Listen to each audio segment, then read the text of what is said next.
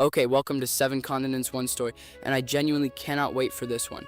Glad to have you with us today. This is going to be a good one. I've been looking forward to this all week, honestly. I'm Ethan, 13 Maltese, and way too obsessed with history for someone my age. I'm Niels, professor of history, originally from Sweden. And I'm Celine, joining you from Edinburgh, Scotland. I read far too many history books in my spare time. Every episode, we go deep into a story from one of the seven continents. Ancient stuff, modern stuff, stories that actually change the world. Stories that deserve to be told properly, not just as a footnote in a textbook. Because history is full of moments that still echo today if you know where to look. History just hits different when you know the full story. See you next time. Right, so I've been doing some research this week in the library, and I came across something that absolutely stopped me in my tracks. Nils, Ethan, I think today's topic might be one of the most underappreciated stories we've ever told. Celine, that's a lovely way to start. But tell us more. What did you find? Oh, I love when Celine has been in the library. What is it this time? Before we begin today's journey, a quick word about our partner, Cyprus Real Returns. You know, I've always admired how ancient civilizations thought strategically about the future, and that's exactly what drew me to this partnership. Cyprus Real Returns offers something rare, guaranteed returns of 6 to 12% on Cyprus real estate investments, with 100% security through the Cyprus Land Registry. What I really appreciate is the hassle-free approach. Professional management handles everything. And here's the part that excites me most. With solid returns, you can actually afford to travel to these incredible historical sites we talk about. Visit cyprusrealreturns.com to explore how strategic investing can fund your own historical adventures. I found a reference to something here, well, a museum-quality replica, actually, that you can see at the National Museum of India in New Delhi, and it represents a moment when humanity basically invented modern mathematics. Like actual modern mathematics, we're talking ancient India here? I'm going to describe it to you, and I want you to try and guess what it represents. Ready? I'm ready. Go on. It's a copper plate, not huge, about the size of my hand, covered in Sanskrit inscriptions in what we call Gupta script. The calligraphy is so refined, so precise, that looking at it actually gives me chills. What's written on it? That's the thing. It's documenting a land grant, a king giving land to a temple or an official. But here's what's extraordinary. The way they're describing the dimensions, the measurements, the quantity of grain as tax, they're using a system of numbers that would eventually reshape human civilization. A system of numbers? Like what exactly? They're using symbols for zero, not as a placeholder, as an actual number. And if you think about that, really think about it, most of the world didn't have that. The Romans certainly didn't. That's so cool. Wait, so ancient India had zero? But I thought we invented that like in the Renaissance or something? And that's exactly why this artifact matters so much, because it represents a civilization that was so advanced, so mathematically sophisticated, that they solved a problem the Western world wouldn't solve for another 1,000 years. Let me take you there. The year is 375 of the Common Era. You're standing in the city of Ujjaini, modern-day Ujjain, in central India. Around you, the world is fragmenting. The Western Roman Empire is in its death throes. Europe is about to plunge into what historians call the Dark Ages. And India?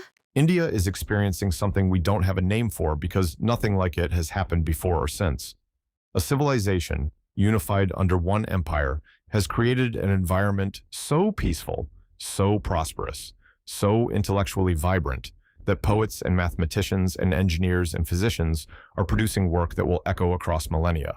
Wait, I need to know more. What's happening? That, my friend, is exactly why we're here today. Welcome to the Gupta Golden Age. Before we understand why the Gupta Empire was so golden, we need to understand what came before. For about 500 years before the Gupta rise, the Indian subcontinent was fragmented. Different kingdoms, different rulers, constant warfare, shifting alliances. It was chaos. So the Gupta Empire comes in as a kind of unifier? Exactly, but here's what's fascinating. They didn't conquer their way to power through pure military might. They were clever, very clever. They married well, allied strategically, and built something that was almost unprecedented in ancient India. Hold on, I'm getting lost. Gupta Empire, when exactly are we talking? Right, good question. 320 CE to 550 CE, roughly 230 years. That's our time frame. Okay, so that's roughly what, around the same time as the fall of Rome in the West?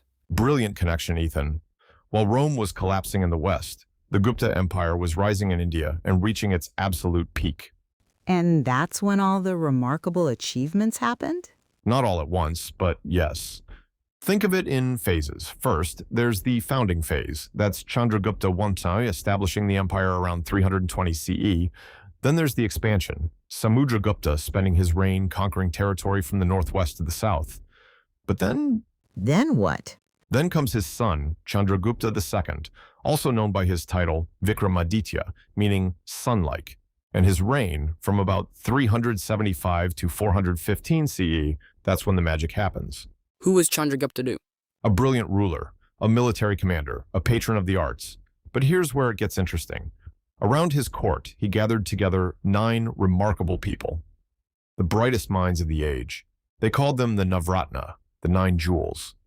9 jewels? That sounds like something from a fairy tale. It might sound that way, but these were real people doing extraordinary things. Among them was a mathematician. We think his name was Aryabhata, born around 476 CE, probably serving in Chandragupta's court or shortly after. Wait, Aryabhata? I think I heard that name in a documentary about ancient Indian astronomy. You likely did. Aryabhata is one of the most important figures in the history of mathematics, and yet most people have never heard of him. He's our unsung hero today. What makes him so important? He calculated the value of pi. He proposed that the Earth rotates on its axis. He developed the decimal system with 0. He was brilliant. But we'll come back to him. I want to know more. How did he figure out all that? Patience, Ethan. That's where our story is heading. Actually, wait. I'm confused. Are we talking about the same Chandragupta? I thought there were multiple ones. See, this is why you're wonderful at this. Yes, there are 2 Chandraguptas in this story. Chandragupta I, that's the founder, the one who established the empire around 320 CE.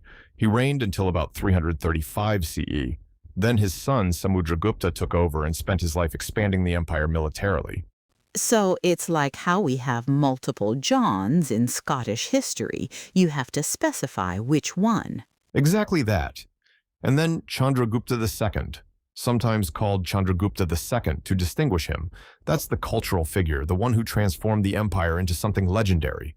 Okay, so Chandragupta II is the important one for the Golden Age? Not the most important. Samudragupta set the territorial foundation, but Chandragupta II is the one people remember for creating the conditions where genius could flourish. That's a different kind of legacy. I was reading in the library, actually, about patronage systems, how rulers in the medieval period would bring together talented people. It's the same principle, just earlier and in India. Exactly, and what Chandragupta II did was take that to an extreme. He created a court where mathematics, astronomy, literature, medicine, everything advanced simultaneously. It was this incredible convergence of talent and resources in peace. That copper plate I mentioned, it's not just about 0. When I was in New Delhi, standing in front of the actual artifact, not my replica, the real one, I read the inscription carefully. It was documenting a gift, a reward. A reward for what? Service to the empire. Probably military service or administrative work. But the fascinating part is how they measured the land being granted. They used precise mathematical language. They describe it in dimensions, height, width, breadth. They use concepts that seem obvious to us now, but were revolutionary then. Okay, but why is that revolutionary? We measure things all the time. Because to measure precisely, you need a number system that can handle it efficiently. Roman numerals, try calculating land area in Roman numerals. You can't, not easily. But with the decimal system and zero, suddenly any calculation becomes possible. Oh, so the artifact is evidence that the mathematical system was already being used? Exactly. It's practical evidence of an intellectual revolution happening in real time. Let's set the stage properly. Around the late 3rd century CE, there's a ruler we know very little about, Gupta. He probably controlled the region of Magadha, which is modern-day Bihar. We don't know much about him, but he's the founding father of the dynasty. How do you know about him if we don't know much? Great question. Because his grandson was absolutely unforgettable. Chandragupta first inherited Sri Gupta's regional power, and he had an idea, a brilliant idea. He married a princess. Not just any princess, but Kumara Devi, a woman from the powerful Lichavi kingdom. Ah, so he unified through marriage rather than conquest.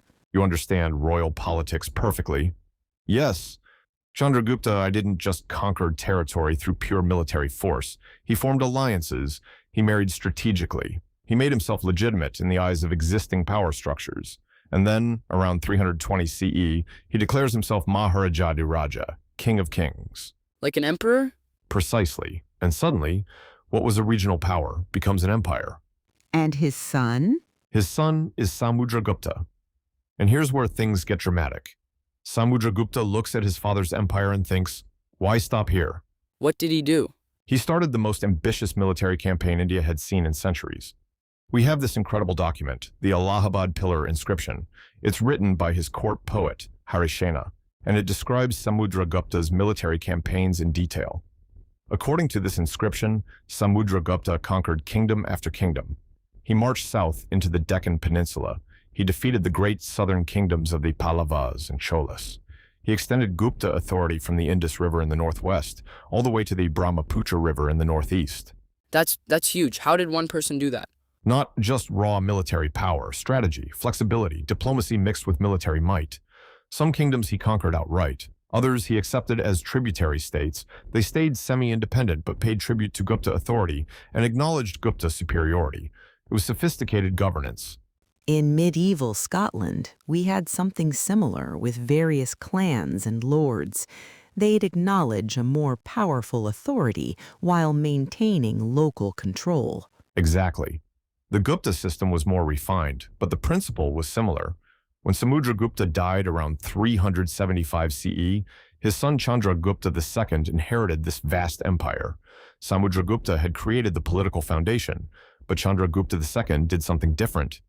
He said, we have peace, we have stability, we have prosperity. Now, what can we create? And what did he create? The most remarkable court in human history.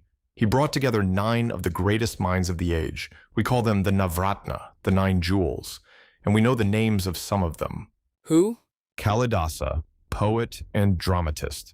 Considered the Shakespeare of Sanskrit literature, we still read his plays today, nearly 2,000 years later, and his work is still performed, still adapted, still teaching us about human emotion and beauty. What did he write? His most famous play is called The Recognition of Shakuntala.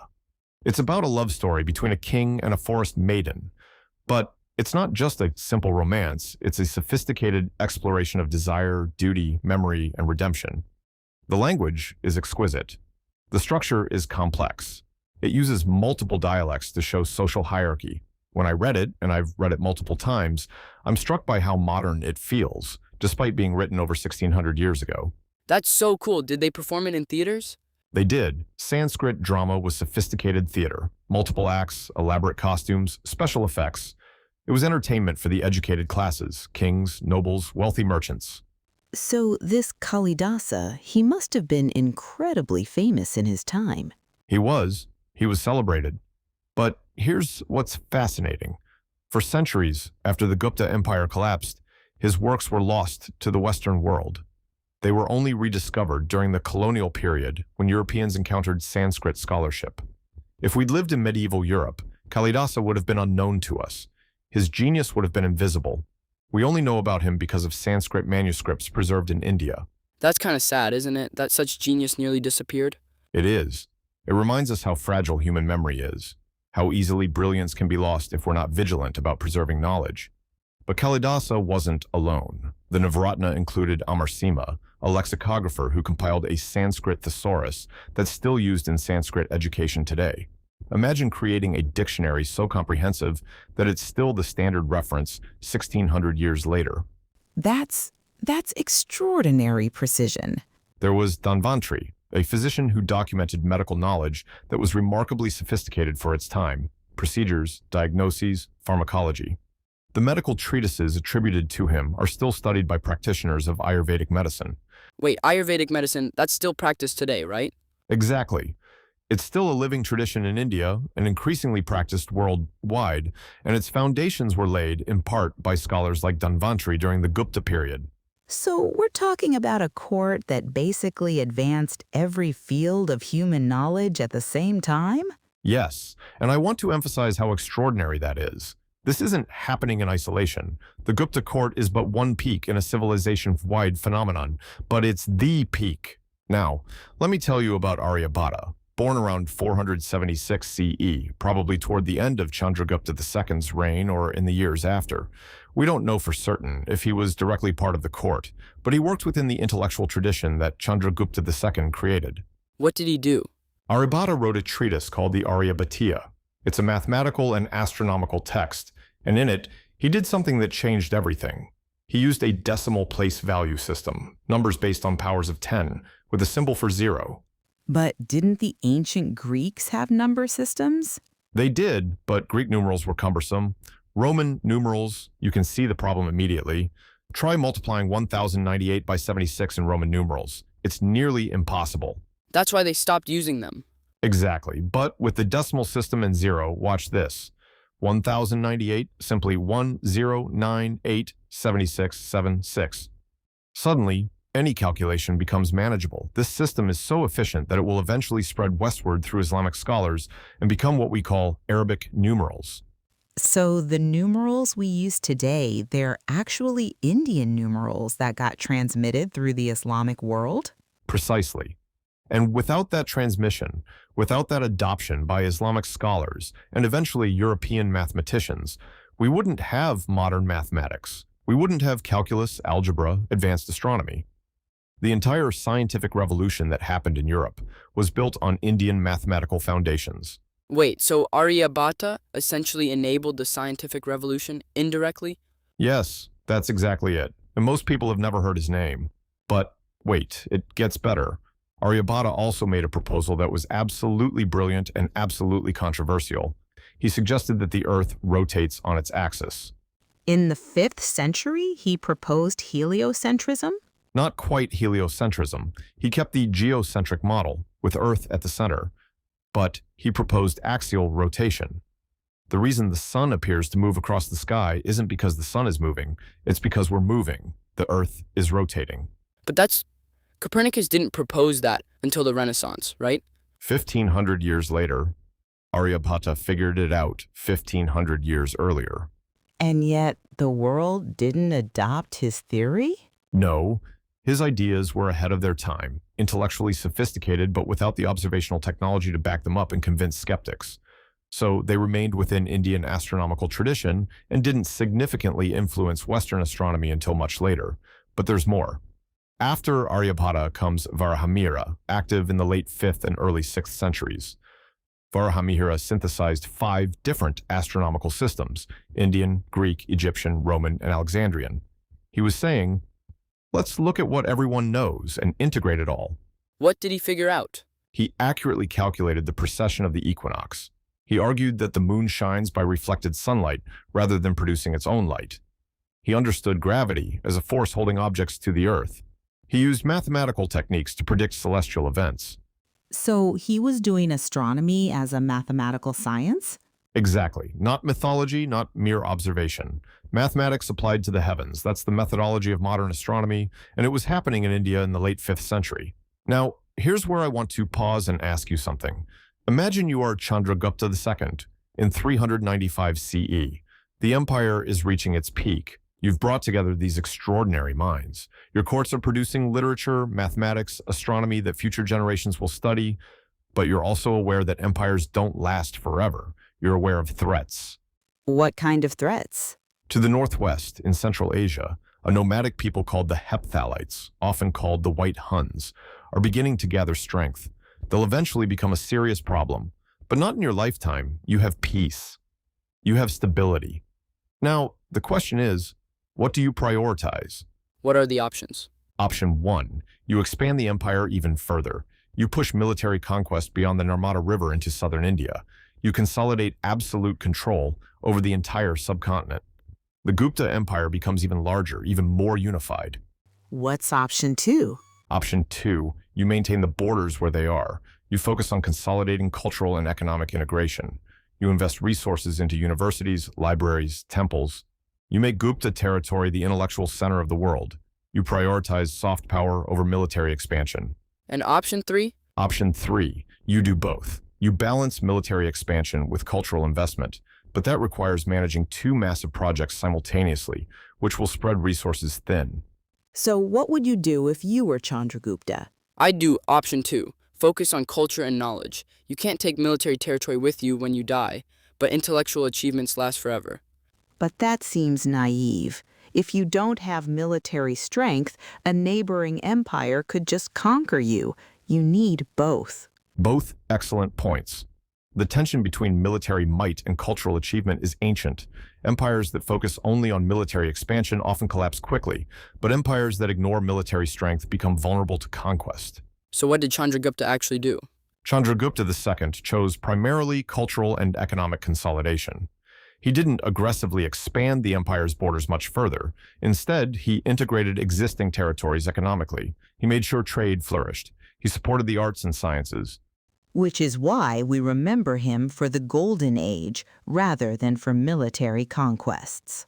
Exactly. He chose to be remembered for creating conditions for genius to flourish, and that choice changed history, because that choice meant that Aryabhata could develop the decimal system, Kalidasa could write great plays, Varahamihira could advance astronomy. So his choice to not focus on military expansion is actually why this period is called the Golden Age? His choice to prioritize knowledge and culture over military expansion is precisely why this period is called the Golden Age. It's a perfect example of how the most important choices in history aren't always the most obvious ones.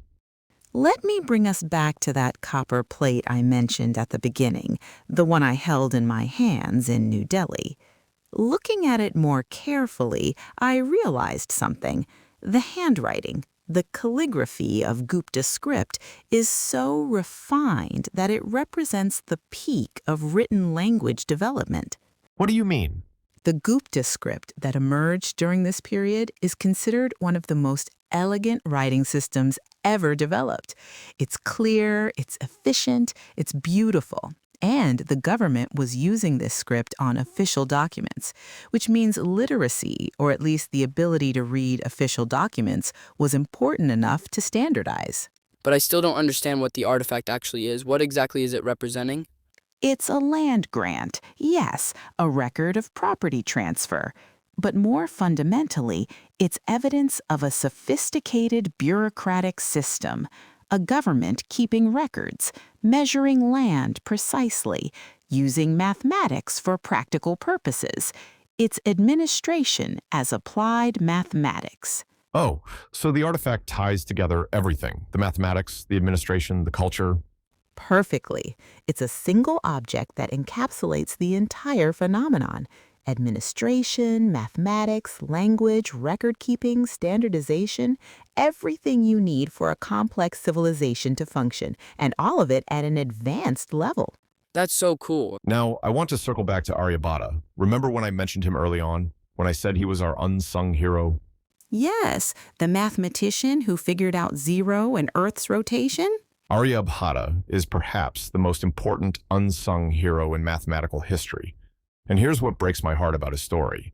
He wrote his treatise, the Aryabhatiya. It was brilliant. It was revolutionary. And then, silence. What do you mean, silence? In the Western world, his name became unknown. His work was lost to Europe. For centuries, European mathematicians thought they were developing mathematics from first principles.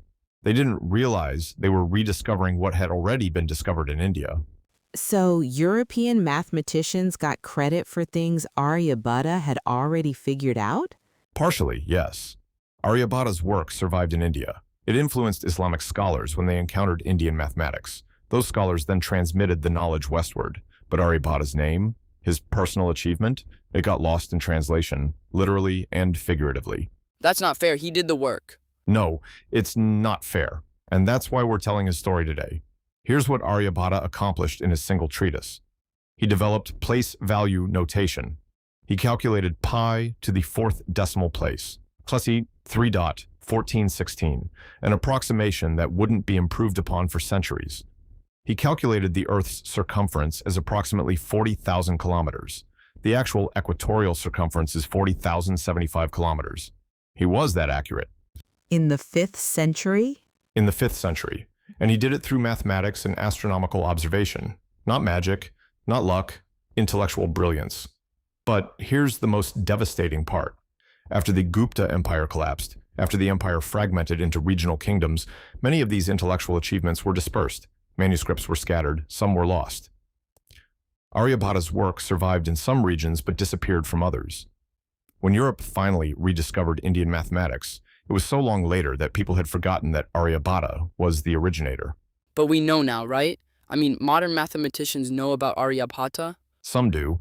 Scholars of history of mathematics know his name. People studying ancient India know his story. But if you walk down the street and asked 100 people to name famous mathematicians, how many would say Aryabhata compared to Euclid or Pythagoras or Newton? His name is not household knowledge. And that's why he's the unsung hero. Remember Aryabhata. Remember that name. He lived in India during the Gupta period. He saw peace, prosperity, and intellectual freedom. And because of those conditions, he was able to think deeply enough to revolutionize mathematics. His genius was enabled by the Gupta Empire's choice to prioritize knowledge and culture. But mathematics and astronomy aren't the only fields where the Gupta period saw extraordinary achievements. Let me tell you about the arts. Art and architecture? The Ajanta Caves. Have you heard of them? I think so. In Maharashtra, right? Exactly. Around 30 caves carved into a horseshoe-shaped gorge, many from various periods, but the most artistically refined caves date from the Gupta era, the 5th and 6th centuries. What's inside them? Sculptures, enormous Buddha images, some 25 meters tall. But more remarkably, frescoes, paintings on the walls, scenes from Buddhist Jataka tales, stories of the Buddha's previous incarnations, celestial scenes, court scenes depicting daily life. Paintings from 1,500 years ago? And they survive, partially at least.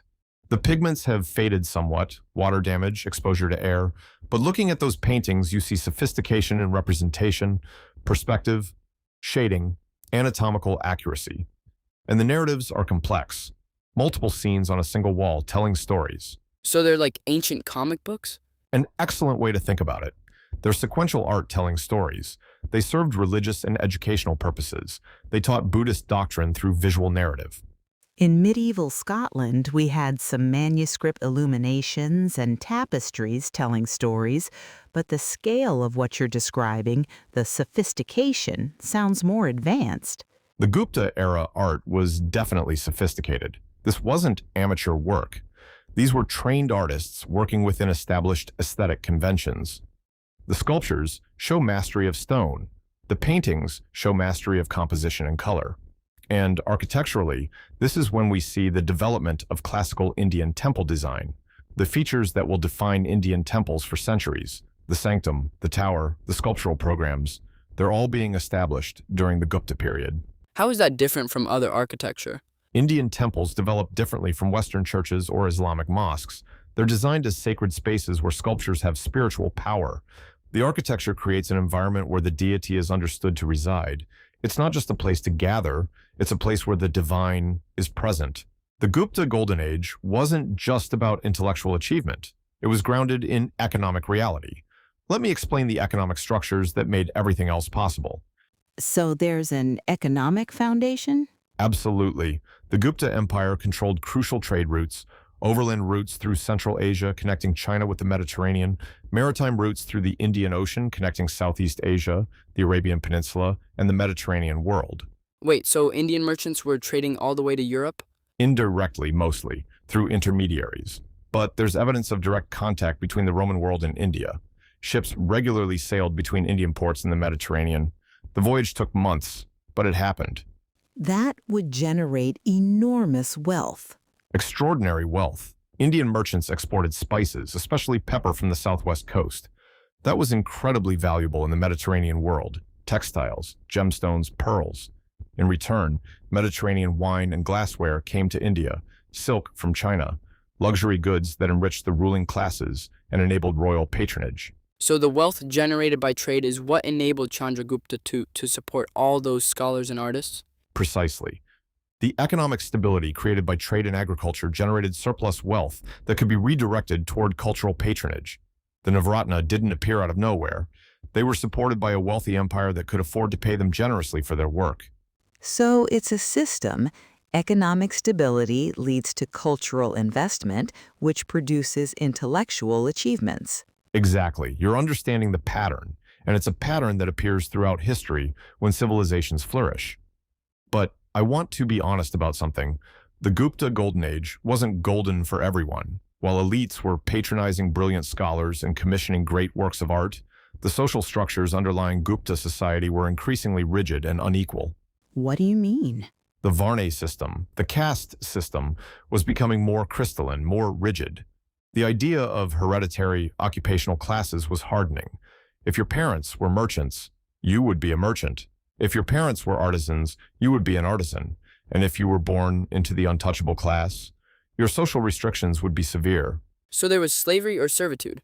Not exactly slavery as practiced in Rome or later America, but a systematic social hierarchy where certain people, those classified outside the Varna system, called untouchables or chandalas, faced severe restrictions on where they could live, what professions they could practice, how they could interact with higher caste people.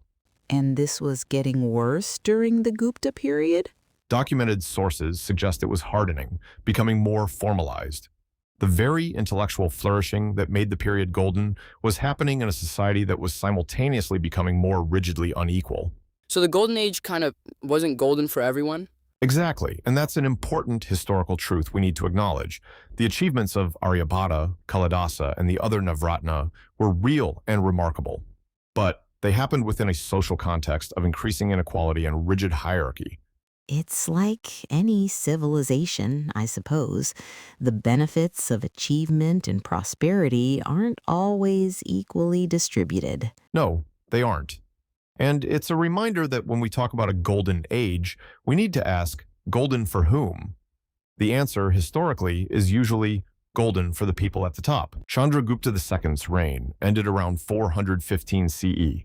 His son was Kumaragupta I, and something changed, not immediately, but gradually. What changed? Kumaragupta maintained territorial control, maintained the basic systems, but the inscriptions from his time suggest something was different. The empire was no longer expanding, it was consolidating, and there were hints of internal pressures. What kind of pressures? There are records of rebellions, the Pushyamitra people challenging Gupta authority, tensions in peripheral regions. The empire was still magnificent, still functionally powerful, but the early momentum, the sense of expansion and dynamism, was beginning to slow. When did things really start to fall apart? Around 450 CE, a new threat emerged. From the northwest, the Hephthalites, the White Huns, began launching invasions. They were mounted warriors from Central Asia, incredibly mobile, incredibly fierce. How did the empire respond? Skandagupta, Kumaragupta's grandson, became emperor around 455 CE.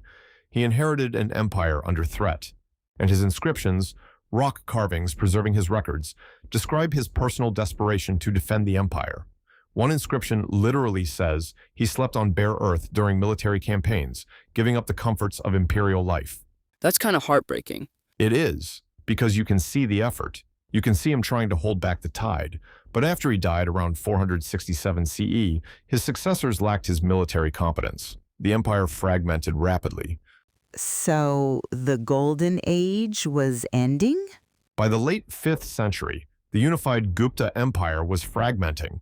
By 550 CE, it was effectively over. The empire that had dominated the Indian subcontinent for 230 years was gone. Now here's what I find most remarkable. The Gupta Empire ended 1,500 years ago, but its intellectual legacy continues to shape our world. What do you mean? The decimal system that Aryabhata helped develop, the numerals we use today, 1, 2, 3, 4, 5, 6, 7, 8, 9, 0. They're not originally European. They're not originally called Arabic numerals because Arabs invented them. They're called Arabic numerals because Arab scholars encountered Indian mathematics, recognized its superiority, and transmitted it westward. So everything we do with numbers is ultimately based on Gupta-era mathematics?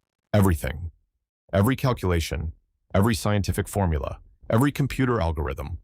All of it depends ultimately on the foundation laid by Aryabhata and his contemporaries. That's so cool. So Aryabhata indirectly enabled modern computer science? Indirectly, but genuinely. Without the decimal place value system, computers as we know them wouldn't exist. Binary computing is a variant on place value notation. And place value notation is Aryabhata's legacy. What about the literature? Does Kalidasa influence modern literature? Kalidasa's work has been rediscovered repeatedly throughout history. Sanskrit scholars have studied his plays for centuries. Modern playwrights have adapted his work, his techniques, his use of language, his exploration of human emotion. They're timeless. They influence contemporary theater. So people are still reading Kalidasa? Students in India study his work. Some universities around the world teach Sanskrit drama with Kalidasa as central text. He's not mainstream in Western culture the way Shakespeare is, but in Indian intellectual tradition, he's foundational. And as the world becomes more interconnected, as we recognize the value of non-Western literary traditions, Kalidasa's reputation grows. Here's something that genuinely surprises most people: the Iron Pillar in Delhi. Have you heard of it? There's an iron pillar in Delhi? Yes, cast during Chandragupta II's reign, made of high-carbon steel, 23 feet tall. And here's what's astounding: it hasn't rusted. 1,500 years of exposure to Delhi weather, and the iron remains in remarkable condition. How is that possible? The metallurgical knowledge required to produce such iron was extraordinary. The proportion of carbon, the smelting process, something about the atmospheric conditions in Delhi, it all conspired to create an almost rust-resistant surface. This was 1,500 years ago. Medieval European smiths couldn't achieve this. So Gupta metalworking was more advanced than medieval European metalworking? In some respects, yes. And that iron pillar stands as physical evidence of that technological sophistication. Is it still there? It is, still standing in Delhi. And if you look at it, you're looking at technology from 1,500 years ago. That's remarkable. Here's another surprising fact: the hospitals. Chinese traveler Faxian visited India during Chandragupta II's reign, and he documented hospitals, dedicated spaces for treating the sick, trained medical personnel, supplies of medicines.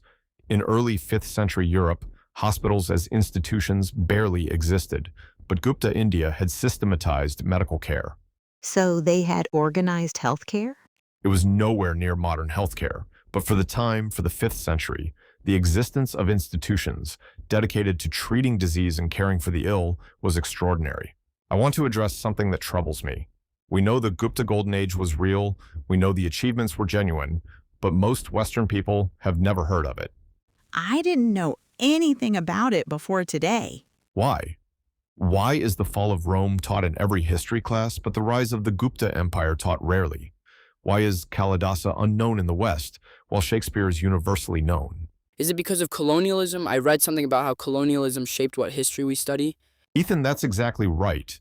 During the colonial period, when Europeans controlled India, there was a deliberate narrative that European civilization was advanced and Indian civilization was primitive or backward. That narrative was used to justify colonialism. But that's obviously not true if India had the Gupta Golden Age. Exactly. The Gupta Golden Age undermines the narrative of inevitable European superiority, so it was downplayed, overlooked, excluded from Western historical education. It's only in recent decades that Gupta history has been reassessed and taught more widely. So the reason we don't know about Aryabhata is partly because of colonialism? Partly, yes. If India had remained independent, if Indian scholars had continued to develop and transmit their own intellectual traditions, Aryabhata's name would probably be as famous as Newton's. But colonialism disrupted that transmission, and the prejudices of the colonial era shaped what history was considered important. So part of why we're telling this story today is to correct that historical bias? Yes, absolutely. We're telling this story because it's remarkable, because Aryabhata deserves to be remembered, because Kalidasa deserves to be read, because the Gupta Golden Age deserves recognition as one of the most remarkable periods in human history. So what's the big takeaway from the Gupta Golden Age? Why does it matter now? Because it teaches us something crucial about how civilizations flourish. It's not just raw military power, it's not just economic wealth, it's what you choose to do with that power and wealth. Chandragupta II had military dominance and economic prosperity. He chose to invest those resources in knowledge and culture. And because of that choice, we got Aryabhata, Kalidasa, and all the others? Yes, and because of that choice, those achievements have echoed across 15 centuries. We're still using the mathematical system they developed. We're still reading and performing Kalidasa's plays. Their intellectual achievements have become part of human civilization. So it's a story about the choices leaders make? It's a story about priority, about what we decide to value. Do we value military conquest or cultural achievement? Do we prioritize expansion or innovation? The Gupta Golden Age tells us that sometimes the most powerful choice is to prioritize knowledge. And remember Aryabhata, his name deserves to be famous. Remember Aryabhata. Remember the name, 5th century mathematician, inventor of the decimal system and zero, calculator of pi, theorizer of Earth's rotation. He lived in peace created by Chandragupta II's choices. He flourished because an empire decided that knowledge mattered. So the Gupta Golden Age, the Navratna, the mathematical revolution, it all connects to those choices about what to value? Exactly. And the most important person we should remember today is the one nobody's heard of, Aryabhata. The man who solved the problem that would eventually reshape human mathematics. The man whose ideas spread through the Islamic world to Europe, to the entire globe. Remember Aryabhata. That's what I'm taking from this.